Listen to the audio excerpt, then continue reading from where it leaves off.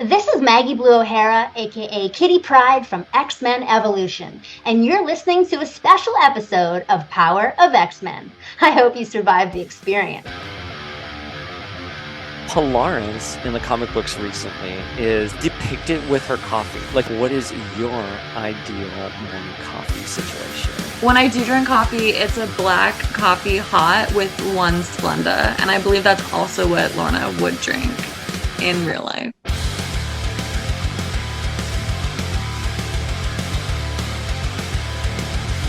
A Daddy Cable. Daddy Cable. I would love that. I would love it.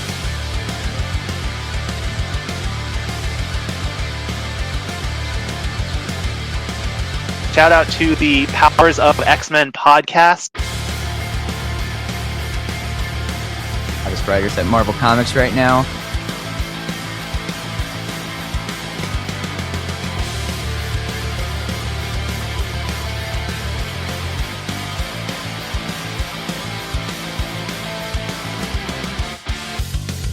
The Pretender's death. Like, be. Right,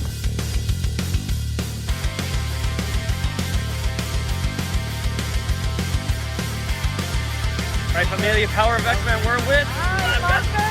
Do you love Power of X-Men? I love Power of X-Men. Of course I do. Do I? Yes, I do.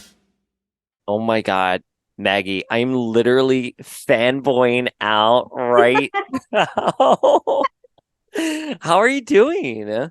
I'm good. Thanks for asking for me to do this interview. It's nice to meet you. Oh my God, are you kidding me? I don't think you understand how a one Kitty Pryde from X-Men Evolution has seriously influenced my personality growing up. Really? How so? What did you like about this character that made you feel so influenced? Okay, I think that's a really convoluted question. And by the way, brownie points for turning the interview on me. I'm supposed to be okay, but because I haven't really delved deep into this. One, Kitty was never really in the other X-Men animated series. She was only in Pride of the X-Men. So she was kind of MIA, and it was always like kind of big question mark of where she was. Two, I was obsessed with the movie Clueless, and I love the Valley Girls, and I just all about that. So when I saw Kitty, I was like, oh my God, Shadowcat's going to be in the show. And then she sounded the way you brought her to life, and it was everything. And I must have been like 14, 15 when the show hit. And I felt so confident walking around with my own Valley Girl accent. That's awesome. You know, here living in Vancouver, I was born in BC and I've been brought up in Vancouver. We have a lot of influence from LA and California culture. So I think that's where the Valley Girl influenced me. And I was already talking like that. And even kids, teenagers today, I hear them say like way too much. I mean, I say like way too much, and it's your fault, Maggie. It is your fault. That didn't happen here in Miami. People in Miami did not say like. We say pero like, but not like. So it's yeah. I was saying when I knew you wanted to interview me, and I was thinking, gosh, like that was a while ago. Let me refresh my mind about how I was and how my acting performance was. And I was watching a little bit of YouTube videos. There's quite a few fans who love X-Men Evolution, the Warner Brothers show that I was on. Yeah. And gosh, I was like, yeah, wow, I really did talk like a Valley Girl. And now 20 years later, I've kind of calmed that voice down, but I can still go there. Wait, so was that more your natural voice? That wasn't a directive that you were given? That was you? Oh, I always thought, I love it so much. But I have so many LA friends and who grew up in the Valley, and they do speak like that. But I always thought, because again, I was a kid growing up in South Florida. The idea of California was so foreign to me. I thought that was more performative, like how I was in Clueless. Oh my God, you see how I said like 8 times in that sentence? No, for real. Everybody talked like that. And Yeah. I think I was growing up, I had hippie parents. Mm-hmm. And then I was just always involved in the different subcultures. So I was into skateboarding and snowboarding and the rave culture and all of that subculture. I think, I don't know, twisted the way I talked a little bit. And my mom was a movie fanatic and watched tons of films, was always showing me more classic films. Not that they talk like Valley Girls, but yeah, for some reason that was me. And then I think they just liked it. That's why they cast me. Lots of high energy. And then they just kept on writing the likes and the oh my gods and all of that into the script. Well, first of all, I want to pull on a thread that you just said because you were talking about how you grew up in all these different subcultures and raves in particular. And I was just talking to a friend how I miss the days of where we had pierced tongues that were like glow in the dark rings and you were just dancing to like, yeah, exactly like that. No cell phone, no Twitter, nothing. You were in the moment, dancing till like 3 a.m. And it's like this late 90s Y2K culture that just does not exist anymore. Oh, it was so good. And that's so funny that you said till 3 a.m. because old school raver girlfriend of mine called me up just last week and invited me to go out and see one of our old friend DJs who in our 20s was a well-known DJ in the city. And then he moved to Berlin and he's been gone for maybe 20 years and he just came back and she called me and was like, let's go see Noah Pred. And so we went and saw him. And because he was on from 1 till 3 a.m, she wanted to stay that long. And like, I do not do hard drugs anymore. And I mean, same. And so I was like getting tired and I was sitting in the back and there was all these way younger kids and I was just like, but I was still dancing. I was like taking little breaks and I was like, wow, we stayed up dancing till 3 a.m. It was awesome. It was super fun. So, and yeah, we don't get as much eye contact anymore. People seem uncomfortable with eye contact. People feel uncomfortable with phone calls. And there's so much misunderstanding with interpreting the meaning and the feeling and the tone behind texts. Oh, I agree so much. I kind of feel sorry for this generation. They're missing out on a lot of human connection. Well, they will never know the frustration of having to call your friend long distance and it was like 25 cents a minute or something like that, whatever it was back in the day. But there is something about being present in the moment and not only just what you were talking about, Maggie, about like those social cues that they're lacking, but also being able to make mistakes and not end up on the internet.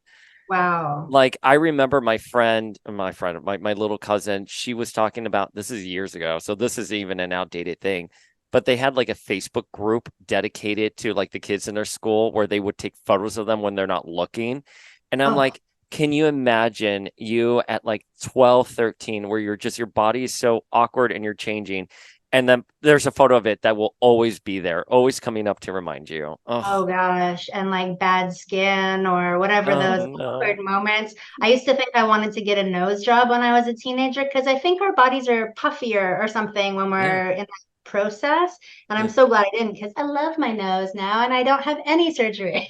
No, and you look fabulous. My God. It baffles me that you are probably unaware of how much people love X-Men Evolution in the X-Men fan community, and also that your performance is breakout level. Like everyone always talks about Kitty. The two that always come up is Kitty and Gothroke. Those are the two characters everyone loves. Thank you so much. It's flattering for sure because, as an actress, I started when I was 3 years old acting. Oh, wow. My first job, I think, was 4 years old on stage in a theater production. And then I started doing voice work. I did dubbing at 4 years old for a feature film. Dubbing at 4? Yeah. And then just the ball rolled and, making my own money, bought my own bike, bought my own bunk beds. I was like, this is pretty good. Oh my God, bunk beds were the shit. I had bunk beds and it was like an iconic, like all the kids in the neighborhood came when they were delivered because they had bunk beds. Yes. And so then getting this role, I had done quite a lot already. I was in one of the original My Little Ponies, My Little Pony Tales. So I had lots of experience already, but this was a really cool show because it was such a fun cast. And, before COVID and everything, when people weren't afraid of being in the same room with each other, we would do prelay sessions. So, there's dubbing and then there's prelay. And so the fun thing about this show was it was prelay, meaning the actors go in and we're all in a big sound studio together. So, Scott McNeil playing Wolverine and all the different actors all together. And actors are crazy and wacky. That's why we are actors, right? We can just like shape shift into all these different characters. Everybody's really funny and outgoing and confident. And so they would film us. They would film me talking with my hands and this kind of thing. And then they would bring that video down to LA where they would make the drawings. And so they were very influenced by us actors. So all of Kitty's movements, that kind of thing, was the way that I was talking naturally and the way that my body was moving. There's even, I don't know specifically what episode, but they have a little, they call it like an Easter egg, like a little secret drop in the anime. There's a Maggie Blue road. Oh, I know that. Yes, I saw that. Episodes. Yes, I love that call out to you. Yeah. Oh my God. But it's so funny that you're talking about like her fluidity and everything, because even seeing you here, I see her. It's so funny. And that's a testament to how good you were at embodying her. And Thank you. I just love that so much. Wait, so I was always under the impression, and I don't know too much about animation and how it's done behind the scenes and voice acting, but I was always under the impression you guys always recorded, not your team specifically, but in general, voice actors record separately. Was X-Men Evolution the outlier for that, bringing you all in and doing all that, or was that maybe like par for the course for the industry then? Well, from my experience, when we would do dubbing, meaning that a show was usually already popular in a different culture. So, for example, all the Japanese anime that I did over the years, that would already be a huge success in Japan. And then they want to bring it over for the North American market. So they would they could go to the States, but Canadians would work for cheaper, basically. Oh, I've heard those stories. That part of the industry I'm familiar with.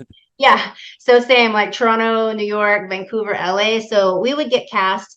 And so for the dubbing, that my experience was one actor at a time. We would focus on the characters, the lines. So say page 1, a certain time code, and they would set that up. And then I would be back on the page 1 from my script, and I would have that one line, and I would watch the mouth flaps. So that's dubbing, right? Yeah. And that's more for like something that's already popular from a different culture. We see lots of that, and I never watch it on Netflix. There's like lots of sexy looking shows, but then it's dubbed, and it's so badly dubbed I don't want to watch it. You're like, I don't want to watch it.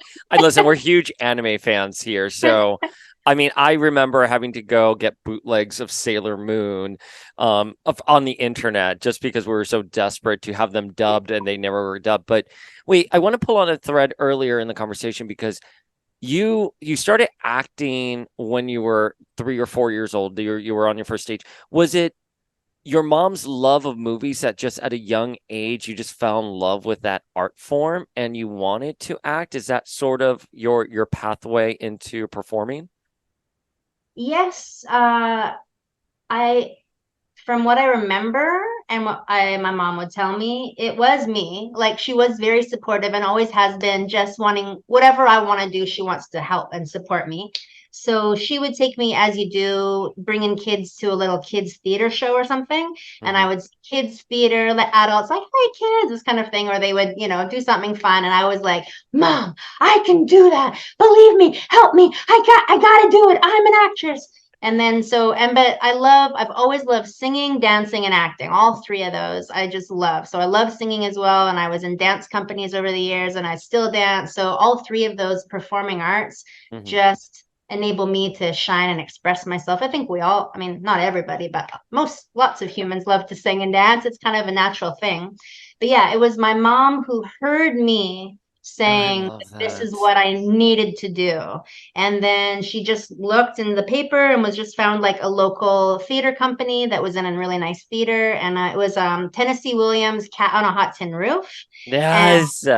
With Maggie the cat and Brick, her gay husband, right? That's like a classic theater. It's so great. And there's a bunch of annoying little bratty nieces and nephews running around. And I was one of those little kids who like spit in the fame in the Maggie the cat's face and that kind of thing. So started off as a brat and loved it and got so much, that joy of like interaction with live theater was, Yeah. I think, a natural rush. And then I started getting commercials, being in like a Zoodles was like spaghetti in a can, and that paid for like 10 years before the union. Wow. Before the union would give you a buyout, like now Yeah. they buy you out. So basically you get paid almost double Mhm. and then you don't get paid anymore. Whereas then back in the day, the old school days in the 80s and 90s, you would get residuals, meaning every time it aired, the union would take a little bit more for you. So I got paid for 10 years for that one commercial. All right. Yeah. And you're like 3 years old. You're like 3 years old with your brand new bike, like suited up, going around the neighborhood. I love that. Oh, It was God. fun for me, but definitely some kids didn't like it. Like I had a hard time growing up Of course because you I did. would get I would get have to go to set. I would Yeah. miss a month off school or something like that, and then I'd come back with new clothes, and the teachers would give me like, "Oh, Maggie's back from being on set. Tell us about how amazing it was." And I would feel embarrassed because I didn't want so much attention on me. It was Yeah. like, just a sport or a job or like a job as a kid, but As an I 8-year-old. No, who's but making the family money? no, but what I love about what you said was it's kind of like twofold here. You wanted to, this is something you needed to do, excuse me. You needed to act. Your mom listened to you, you did it. And then when you were coming back to school, people wanted to talk to you about it and you were embarrassed. You just wanted to be a kid. You just, there was something in you that wanted to perform, to dance, to act, to sing. It wasn't supposed to be something that would make you different than other kids. And then that's when it Yeah, all happens, right? Like, oh, yeah, Maggie's back. And then all the other kids get upset and then you're put on the spot and oh, yeah. And it's like a jealousy, and then they always thought I was better than anybody else. And for real, I always just loved everybody's uniqueness and was always wanting to like rise the vibe and just yeah, I was had a celebratory energy and never thought I was better than anybody. Everybody's no. gorgeous. Yeah. Well, I mean, celebratory energy is how I would describe you. And just knowing you for like 20 minutes, I love your vibe. So did you say you started dubbing early on? When did you start dubbing? Yeah, there was a film called something like so you can if you could see what I hear. I think it was that what it was. It was a blind guy Hmm. and he Pulling had a that hair. daughter in the film and Hmm. she was, a cute little kid in the films, and it was American, so it got cast in the States. But Hmm. then because she was only like 2 or 3, her clarity and articulation of pronouncing words wasn't that good. And I was only 4, I think, but I don't know, for some reason I was already talking at like 6 months old. I'm not shocked about that. Yeah. So Oh, I had good clarity. And so, yeah, I just remember being like really small as you are at like yeah. 4, and then bringing the music stand and the mic down really low Yeah. and going into a big dark room. And it had a huge actual theater size screen, movie screen. And we would watch the film, and then it would stop at certain points where this girl was in the film. And there was one scene where she was drowning. And my mom was beside me, and she would pass me a glass of water, and I would gargle, and I go, I'm so sorry. I mean, this sounds like an intense scene for the movie, but mom giving you water and you gurgling and pretending I was drowning. drowning right there in the studio. Oh my God. And then cut, it's a wrap, and I'm like, hey, great, let's go get the lunch. But that's fortuitous that you fell into that because dubbing, obviously in the 90s with the rise of anime, I mean, became such a big thing. And a lot of your credits, I mean, you were doing Dragon Ball Z, you were doing Card Captors, you were doing Hello Kitty. I mean, those are huge roles, and you're already ahead of the curve doing that. Yeah, it was interesting. And in 2014 and 2015, 2 years in a row, the London anime cosplay conventions Yeah. somehow found me. And one of the girls who was a part of the organizing committee deciding, who was going to be guests of honor and things like that, they paid for my trip to London. And at that time, I was living in Hong Kong, and I was like, one of those days, like, when will something cool just come and land on my lap? And then I got this email, would you like an all expenses paid trip to London, England for 10 days? I was like, yes, I would. You're like, yes, I would. And I'm coming in from Hong Kong. And that was great. 2 years in a row, I was their guest of honor. And I just brought that up because it's cool, but also because so many of those fans were like really excited to meet me, saying that in the 90s, Dragon Ball Z was the first Japanese anime with English dubbing that they'd ever seen. They'd never seen any Japanese anime before, and it blew their mind, and it just turned them onto a whole new world of art and cartoon world and animation potential, and that my voice was Bulma, and that, I don't know, meeting me after 20 years of watching that show, I guess, is exciting. It's exciting for everyone. It's me right now, for everyone tuning in at home. I guarantee you the amount of DMs I'm going to get about you is going to be next level, because I think there is something about, and just knowing you now, you just connect with people, something about your celebratory energy that's just really infectious and just puts people in a good mood, which is how I would describe Kitty's presence. But so what was it like working on animes, especially in the 90s, when it was kind of like uncharted territories? I mean, we had a couple animes in the 80s, but it was really those 90s animes that were boom. And did you ever audition for Sailor Boom, if you remember? I never did. I don't know where that got cast. Maybe it was an American thing, or maybe it was Toronto. You'll have to look it up. I don't know. Sailor Moon never came on my radar until it was already out there. And I was like, what about me? I know, you would have been perfect on there. But I saw you did Hello Kitty, Card Captors, Dragon Ball Z. I mean, you Gundam Wing, Inuyasha. Yeah, Endless Waltz. Yes, you did Endless Waltz. Like, it is, I mean, that was a vibe. That was an era. Like, you guys were the frontiers for that. I think because it was just coming our way. My agent was just like, do you want to audition for this? Sure, I will go in, audition for it. You get it the next week. Great. I was rolling in the money in the 90s. I had no idea how privileged I was, because I am not as rich as I was back then, to be honest. Well, so it was just coming my way. And I guess when there's a certain moment when you're like considered hot or something like this. Not looks, I'm saying, but like, you're people. You're like, an industry buzz. Yeah, so it's like, oh, let's get Maggie to do it again. So that was awesome. I thought that was just going to happen for the rest of my life. I mean, everything comes in waves, and you were, I mean, listen, you were a kid, you were just working. You know what I mean? Like, and it was at Ocean Sound Studio where a lot of it all happened. And what's it called? Bondi? Bandai, yeah.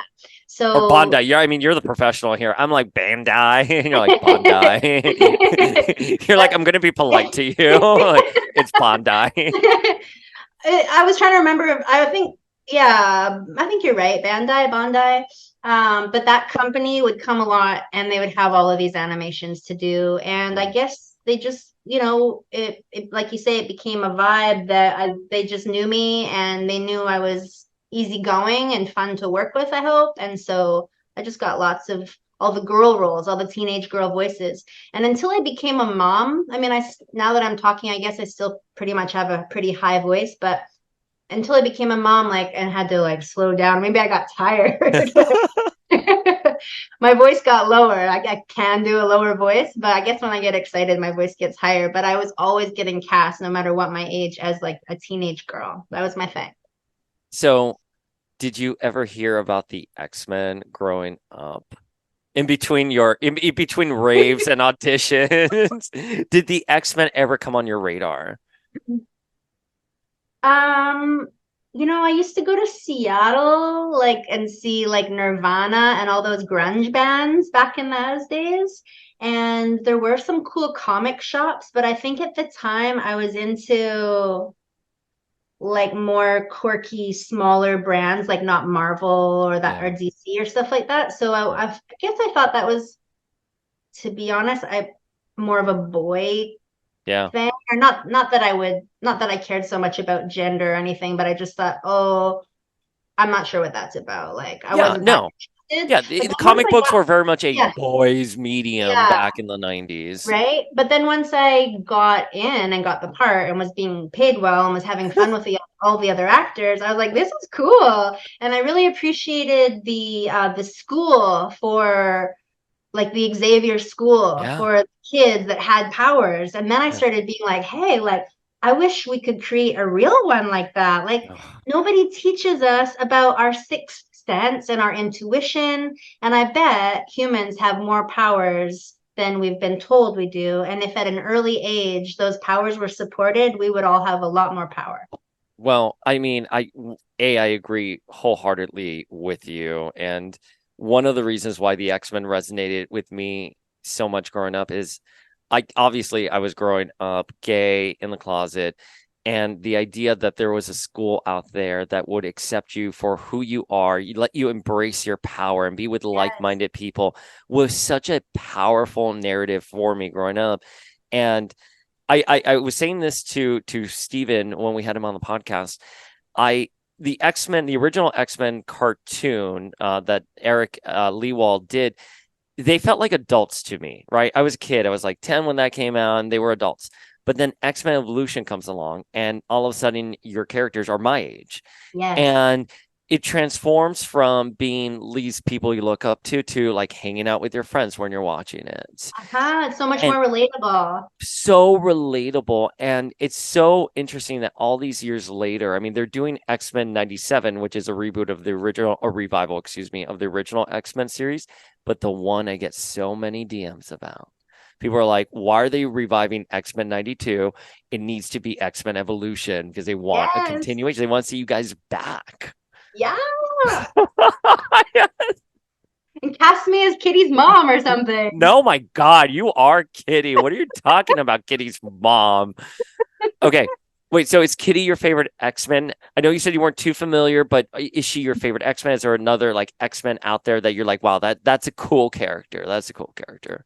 For sure. I mean, Storm was pretty cool. Oh yeah. I mean, sassy that she can just conjure up nature. I mean, I'm Yes. I'm a wild child. I love nature. Anything to do with the elements, I'm totally into. So Storm for sure for female power, and Wolverine. I mean, he was hot, right? Oh my God, he's so hot. The way you guys even had him on the cartoon with like his hair Yeah. parted down the middle, like that Yes. 90s boy hair. Like, yes, Oh team my for you. God. I gotta show you after our interview. I'll send me your email or Yeah, I'll tell you my email yeah, and send it to me. I've got a picture of my boyfriend who yeah, is runs an organic gardening company, and yeah. I've got a picture of him with another picture of Wolverine, and he looks like Wolverine. Oh my God, please send it to So me. there's I would and love that. another thing is he came with me on the second year to the London Anime Convention, and I dressed up like Bulma all in blue, and he dressed up like Wolverine with these like shing. Oh my God, with the claws, with the adamantium claws, that is iconic. Oh, I wish I would have been there to have seen that. Do you still do conventions? Whenever I get invited, those were the only two I've been invited to. But yeah, Hello World, All invite me. right. I will Well, come and sass up your convention. sidebar, I do some convention booking for some of the talent we've had on the podcast, so I'd be happy to pitch you for anything. Maybe we can Yay! chat about that. Not to step on Pamela's jurisdiction here, though. So if Pamela, you're listening, I'm not coming for your job.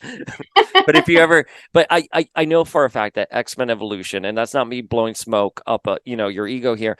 X-Men Evolution is always in our conversation. There's still people who cosplay as your characters. There's still a huge source of fans who have now rediscovered it because I believe it's on Disney Plus. I haven't revisited the series since it was on DVD, but I just sounded like a grandpa there. I'm like DVDs, but you should be out there more because I know people would just love seeing your energy. And Steven's at all the conventions. I just saw him at WonderCon, I believe, oh my God, I want to say LA, but it's not LA. It's in Anaheim. It's in Anaheim. Okay, yeah. Yeah. Yeah. Yeah, I really enjoyed doing it. And I was on a panel with a bunch of other people who have been in the industry, as well as I sang. So I sang a few songs. And I think on the second year, yeah, I signed autographs and people could buy like some merch and stuff like that. And it's very flattering. Yeah, well, that's it. It's a testament to your talent and how talented you are. Okay, so how did you get on X-Men Evolution? Do you remember that? I know I'm asking you to remember something from like 20 years ago, and I can't even remember what I did 20 minutes ago. But what do you remember, like the call you got, and you're like, oh, is this a Marvel thing? Like, oh my God, you Yeah. see, I did like again. It's your fault, Maggie. This word is in my vernacular because of you. I love it. Uh, it was an audition, just like any other audition. And back in those days, like these days now we do self-tapes after all the COVID stuff. We pretty much have to have a good sound system at home to record. But back in those days, we would go into a sound studio and do the audition. So I went in, I did the audition. I think it was probably just like, usually it's like a one page where there's maybe 5 different chunks of lines where they want to see a happy and energetic and a sad and an action and a stress, or like they want to see some range of emotion. And yeah, I was in my early 20s. I still had that bouncy energy and just went for it.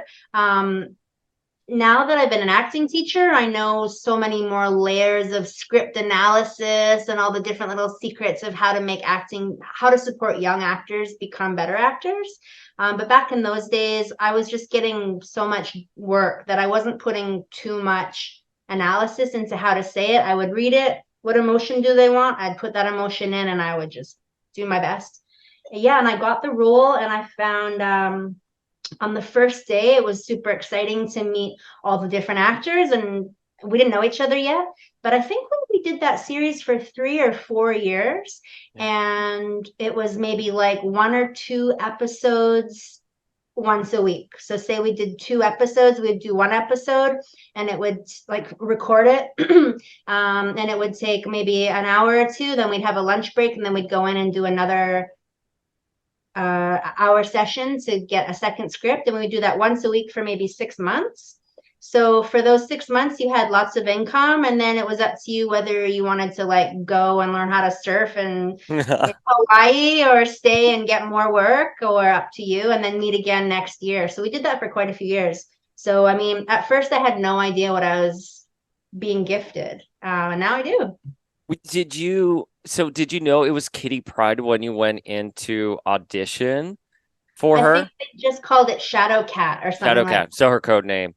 Um, Yeah. that is huge because she's huge in the comics, as you probably know, but her in the 80s and 90s, especially, I mean, she was Wolverine's sidekick. I mean, Yes. I mean, she was front and center, and she was the X-Men's ingenue. And I know Jubilee usually gets credit for that, but Kitty Pryde is the OG ingenue. So that is a huge role. I mean, were people like, oh my God, you're playing Kitty Pryde? Like anyone behind the scenes?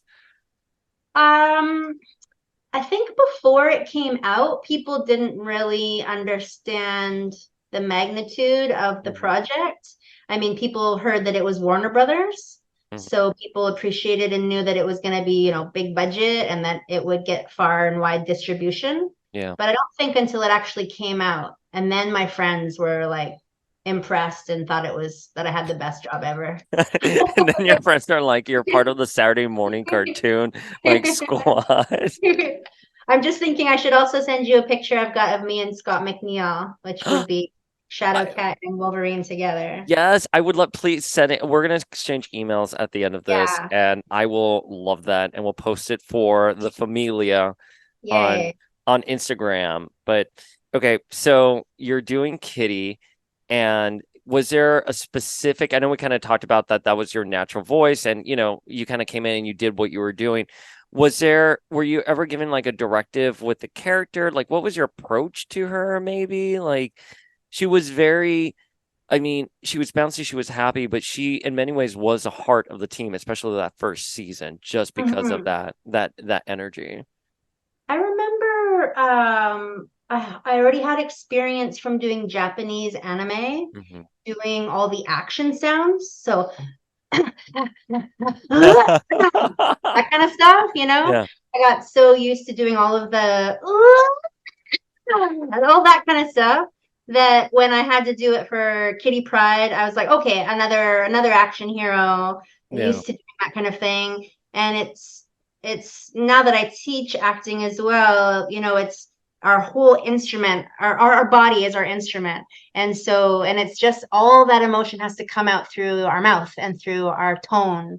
Yeah. But it's also like really important to use your body as well. Watch out for not hitting the mic, but use your body, use your body language, use your posture. If you're feeling sad, hunch your body, all that kind of thing. I think by the time I got this job, I was in my 20s, and I'd already been doing it since I was 5. So I already like knew what to It was like do second nature to you. naturally. And I think that's why we all got cast, is we were all just naturally talented, if I may say so without sounding conceited. No, Like, not I at was all. just- I There's was a just there reason for why all. we're here talking about this like Yeah. 20 some years later. I mean, Yeah. I think it's fair to say you guys hit it out of the ballpark. Thank you so much. Yeah, she was a teenager. She was angsty. She was not super confident. I think there was like some insecurity in Kitty, or like, I just was rewatching some scenes, and, a little bit of like boy crazy, like, oh, just playing around with like the shyness and I mean, moments, same. right? Moments to be confident, moments to be shy. She was human. So I think I should probably give credit to the writing, because the writing was really good. And then that enabled me to just not have to do too much consideration about script analysis or like how to get into that feeling. She's sad, connect to a moment that I felt sad. She's, feeling awkward or shy about a boy. Well, I was boy crazy, still am. I can relate. You're like, same, Kitty. Same. I mean, she's pretty person crazy in the comics. So she likes her Peters in the comics. But one of the characters that she has a relationship with in the series that everyone talks about is Lance. Do you know they call it Lancity online? Like, Really? Lance and Kitty from X-Men Evolution. No way. So well, I swear to you. And by the way, I didn't even know that. It was Steven who told me that. Wow. Well, Avalanche, right? Yeah, Avalanche. Yeah. I mean, I was just thinking today, like based on one of your questions, like what was their connection or something. And you know how I was saying I'm like really interested in the elements, and anything like that natural makes me inspired. And Yes.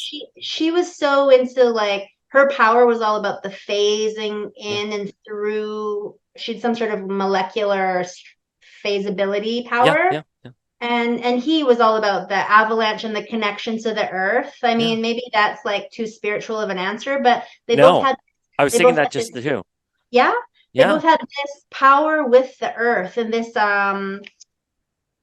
power to move the earth. And maybe that was kind of like they were like magnetism and electricity coming together or something. I love that response. Yeah.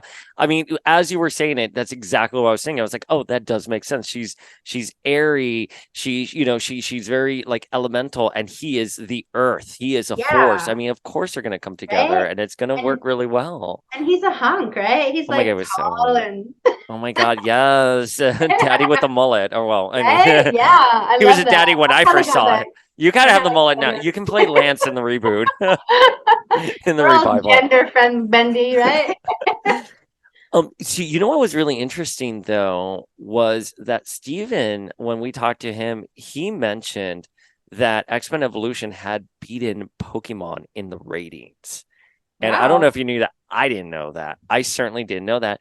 And he theorized, or he didn't theorize, he said the reason for that was because I think Pokemon was more boy centered, like a lot of a boy audience, but X-Men Evolution was able to tap into girls as well. So you had a larger piece of the pie when it came to audiences. Yes, both male Yeah. and female. So Yeah. it probably stole the male and then the And the female. female. And that's because you had such great representation with Jean Grey, Storm, Rogue. I mean, obviously Kitty. We were So, I don't know how much more we can like gush about Kitty in the series because she was so great. Because Kitty was MIA. Because I don't know, did you know that there was an original like failed pilot called Pride of the X-Men, which starred Kitty Pryde in the 80s, cool. but it didn't do well. So because they thought she wasn't a good character, they didn't put her in X-Men the Animated Series. So it wasn't until Evolution came in that she was finally front and center. Wow. Well, they should have hired me for that first one. I mean, it would have been way, but no shade, no shade. But yes, I'm sure we would have. I certainly would have enjoyed seeing you. And it was Toei. Toei did the animation for it, and they would do Sailor Moon and some of the other big animes of that era. Were there any unused stories that you remember that maybe you were pitched at the end of a season or something that you? Oh, I wish. I don't know for sure. But I mean, yeah, we're talking about X-Men, so I won't talk about the last one. The last show that I did was a Netflix show. It's called Ninjago. Yeah. Ninjago. It was like a popular Lego show, and I played a baddie on the show. I was Ultraviolet. She was a purple mohawk Lego baddie girl, and I was offered a second season. I was in season 8 and they were offering me season 9, but the director and the direction and the writing was getting darker and darker and darker. Yeah. And at that time, this was in 2018, I guess I was going through some changes. I was kind of, as a mom, and I was feeling like, what is my legacy? Yeah. What am I going to, it's a job. But if the actor, we go into a studio, we do all this emotional work, and then we leave, we get paid, and like that's that. Unless there's fans or other people telling us that they loved it, we don't hear much more about it, But so I was thinking about what's my legacy, and do I want to do this dark character for a second year? Because they kept on saying more evil, and it was like slashing heads and stuff like this in a Lego show. So they had the rights to think that it wasn't. There's no blood, so it's fine. But it was still kids later watching the show being violent to each other, and so I said no to that second season. Would have been the 9th season. So I'm not sure which actress did it, but of course somebody's going to take the money and do it. Yeah. But talking about like, oh, was there like another season that you could have done, or another episode that didn't get made? That was a whole other season I could have been in and made another 10 grand from, but I bowed out of it. And then later when, it was hard to pay the bills one month, I was like, maybe I should have, maybe slashing some Lego heads doesn't. No, twist my arm a bit, but I felt proud of myself for, the film industry can be quite dark. Yeah. So I think as creative artists, we need to make some moral choices about what are we willing to participate in. No, Maggie, I have to be very transparent with you. I think sticking to your morals, or not even just morality, but just what feels right and what makes sense to you in that moment is so important. And I've certainly turned down some gigs because the organizations I just didn't jive with, and it get paid a lot of money and be able to meet your mortgage, or, stick to your principles and be an honest person, be true to who you are. Yes. And you can't put a price on this. And That's sometimes that choice, that answer isn't necessarily the best one, but it's the one that's best for you. So, as if I wasn't already obsessed with you, just that response now is so incredible. But Kitty had some big iconic storylines in the comics that I would have loved to have seen you do. One of them was called Days of Future Past, which did get adapted into the movies, and Elliot Page, who of course played Kitty, what did you think of Elliot Page's performance as Kitty? Back when they were she did a great performance. When I don't know at what moment she felt, maybe her whole life she felt like a he, and she was just acting as a girl. I don't know. But at that moment on X-Men, she was a feminine character, but not overtly sexual, which I appreciate. We can be feminine and powerful, and we don't have to be showing too much TNA. Keep that for your lover who gets to see the good stuff. And and so I appreciated that she was powerful and feminine, but not like in your face about sexuality. And she's a great actress. Oh, and so great. I haven't seen any of their work since his transition, but I'd be supportive and interested. Yeah, I loved Juno. Juno is one of my favorite movies out there. and then of course Umbrella Academy. And my friend Amanda, shout out to Amanda, who sometimes listens to the podcast, is Elliot's publicist now, book publicist. And Oh, wow. I mean, just absolutely a wonderful human being from everything I've heard. But yeah, I think I think your version of Kitty was a bit more true to the comics, especially when she was of that age. I mean, now she's a bit older. She's a pirate now in the comics. Oh, wow. She's called Captain Really? Kate now. Yeah, she's had a revival. The X-Men have changed dramatically within the last couple of years. They now live on an island and they can resurrect. It's really interesting how they've revitalized the franchise now that, of course, Disney has the rights to the X-Men again. Oh, that's what's going on. So they're revitalizing that IP. So, because of course it's going to come to the Marvel Cinematic Universe. Yeah. Well, I was just talking about this with my partner, my boyfriend, saying, like, does the film industry have no imagination? They are always just bringing back the same thing. I mean, I guess if you hit a home run once with a brand, you might as well just hit it like 7 more times. Yeah, bang that out, a couple $1 billion until. Right? But I'm sure there's so many more epic, adventurous, mythological tales that could intrigue our human evolution, but it's just like, oh, Marvel Superman again. I mean, I go and watch it too. I go and see it, but we go and watch it and we listen to the symbology and we try to go deeper to get the esoteric knowledge and not be mind controlled throughout the whole thing. I mean, listen, you're speaking my language. I want to go to a rave and then watch the X-Men reboot with you, when it happens. I think all right, bring me to Miami. Yeah, well, I don't know if anyone wants to come to Florida now, but yeah, I mean, our weather's great. But yes, can I ask? So, at the end of the series, so much was left open. What did you think of that ending of the series? And it was very beautiful, and it was this flash forward that the X-Men will always have obstacles before them, but they will always be there. They'll be their truest selves. And, among the team was, of course, Kitty. And I'm just curious because it is a beautiful ending, the way everything ended. And was it in the end that they became allies with the other team, the Magneto side? Yeah, yeah. Right? They all teamed up. Right. So in a way, if we're talking about these esoteric meanings, it's about the dark and the light are two sides of the same coin. Yeah. Right. And we can't just point fingers at the dark side. Have you ever heard that? When we point a finger at somebody else, there's 3 other fingers pointing back at us. I've never heard that saying before. Right. And, don't you find that when we complain or judge or bitch at somebody else, sometimes we're actually at fault of doing the same thing or subconsciously don't realize that. So I like to believe we're all having a big awakening here on Earth and becoming more responsible for our own actions and our own reactions, and less blame and more taking responsibility to how did that make me feel? And then be able to talk about it calmly and respectfully and talk things out.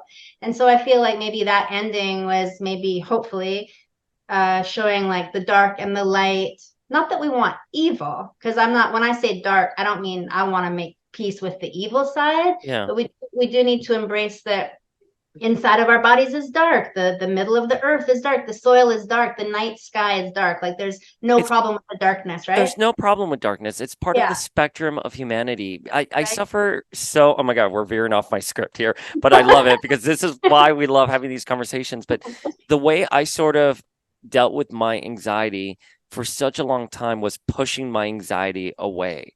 I'd be like, no, this isn't normal. Why am I not? You shouldn't feel this. You shouldn't feel this. No, actually, I should feel this. Right. My anxiety is a logical reaction to the situation I'm in. So instead of pushing away that darkness, embrace it. It's part of who I am. It's part of the earth. It's organic. It's part of the spectrum of what it means to be human. And there's nothing wrong with that darkness. Again, not like evil, like chopping off Lego heads, but the sort of the messier parts of being human, it's what defines us and why it's so beautiful to be on this earth experiencing what we experience and learning and growing. So beautiful. And that's our body talking to us, Yeah. right? It's saying like, hey, like slow down right now, or hey, like time to leave this big crowded party, or whatever the anxiety is about. Like listen to that. Yeah, Yeah. I definitely had experiences. If we're gonna talk about this dark side for a minute, I used to have like this feeling like I had a big dark shadow over me for like the longest time. I didn't know what it was. I would wash my face and I'd be like, what's this darkness? And I had this experience with a friend, and okay, I'm going to be honest. I had a puff of Salvia divinorum, which is like a plant that's out Yeah. there in the world. It's Yeah. natural. And he's like, you're just going to want one puff. And I was like, oh, I'm going to want more than that. And then I had one puff. And then all of a sudden, I felt this huge shadow again. I'm like, oh, no, not that shadow again. And then instead of pushing it away, like you were saying, resisting that energy, I laid down. And all of a sudden, I felt like I went right into like maybe 6 feet down into the earth, and I had the earth kissing me. Like it felt like little fairies or something. And it was like, I love it's like, that. oh, and it was like, this dark shadow is your power. You are Yeah. huge. Your energy is much bigger, like an aura kind of thing. Yeah. It's just you and your dark, powerful energy that you can step into. And it's not like I'm gonna become a psycho killer or something. It's like that the power, the grace, the inner wisdom, Yeah. all of that is ours to take and to embody. And we don't have to be afraid of our big, giant, fabulous self. No, don't be afraid. Folks at home, do not be afraid of your big, fabulous self. Always embrace who you are. Right?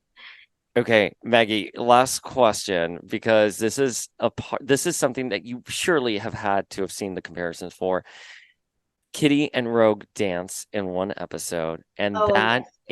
is a panel for, or excuse me, like screen for screenshot of Buffy and Faith from Buffy the Vampire Slayer dancing. I mean, did you know that at the time? Is that something you discovered Oh, later? No, no one did. No one did until recently. no one told us that. So I have no recollection of that being a thing when we were all, making those sounds like, oh, yeah. Ah, ah, yeah, your hair looks so good on the dance floor, sister. Like we didn't know what we were doing. We were just dancing sexy in the sound booth, Yeah. And then it comes out, and then only until you sent me that question, I was like, well, I knew who Buffy was. I didn't know who Yeah. Faith was, and I Yeah. looked it up, and then I went and saw the scene, and then I went back and I looked at the scene with us dancing. I'm like, wow, it is. You're like, It's yeah, it is. I don't. Which was filmed first though? Do we know the dates? Buffy's filmed first. Buffy is Okay. filmed first, and Steven and some of the other people on the production side were huge Buffy fans. Okay. So some of then. your character models are based off of the Buffy characters. In particular, Charisma Carpenter is based off or Jean Grey is based off of Charisma Carpenter's look or reference, however they do it in animation. But yeah, they were big Buffy fans, and that clip, Maggie, every time I post it or my friend Ralph posts it, we're talking so many views, and everyone always to say, I didn't know that. And it's like this clip has been circulating for years at this point. Everyone Yeah, loves it's pretty sexy, isn't it? Oh my God, you guys, yeah. Well, now I know it's based off of your like bombulating energy. Like, Maggie, are there any projects we can plug that you have upcoming? Where can fans connect with you? Where can they slide into your DMs? Ooh, well, you can follow me at Maggie Blue Music on Instagram. Okay, wait. I don't even think I'm following you. I'm going to follow you right now. Yes. Well, we're all about opening up the vibe to the community. Nice. Maggie So I'm Blue. at Maggie Blue Music, Okay, I got you and here. I just post positive memes and little videos of myself and things like that, and music when I make any more original music. And then you can also check out my website, MaggieBlueLoveTribe.com. All right.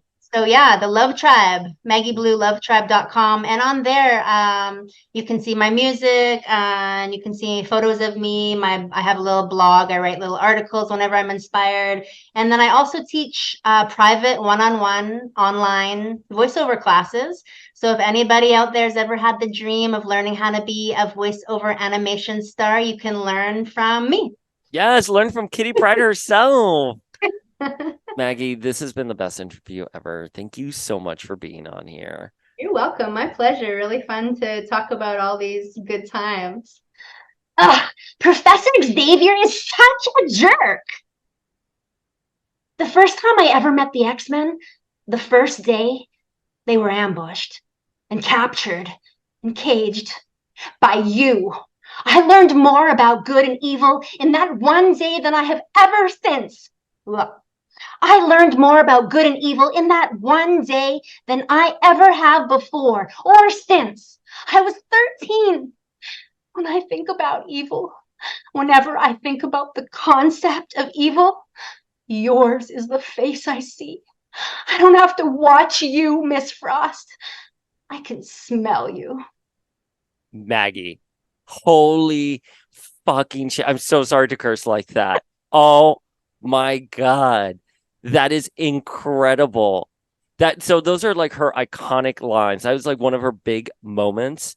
Call me Kate.